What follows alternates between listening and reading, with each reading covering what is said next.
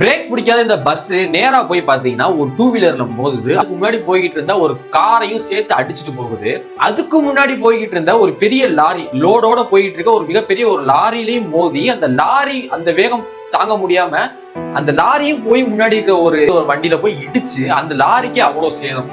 So இவ்வளவு பெரிய மேஜரான ஒரு ஆக்சிடென்ட் பாத்தீங்கன்னா கோயம்புத்தூர்ல சின்னையம்பாளையில நேத்து நைட்டு ஒரு 7:30 to 8 மணி அளவில் நடந்திருக்கு. அந்த பஸ்ல இருந்த கிட்டத்தட்ட ஒரு 10 பேர், அதுல 3 சின்ன குழந்தைகள் உட்பட, எப்படி 3 சின்ன குழந்தைகள் உட்பட காயம்பட்டு சிகிச்சை பெற்று வராங்க. பைக்ல போய்கிட்டு இருந்த 2 பேர் பாத்தீங்கன்னா ஸ்பாட் அவுட். கார்ல போயிட்டு இருந்தவங்க ரொம்ப சீரியஸா ஹாஸ்பிட்டல் இருந்துகிட்டு இருக்காங்க.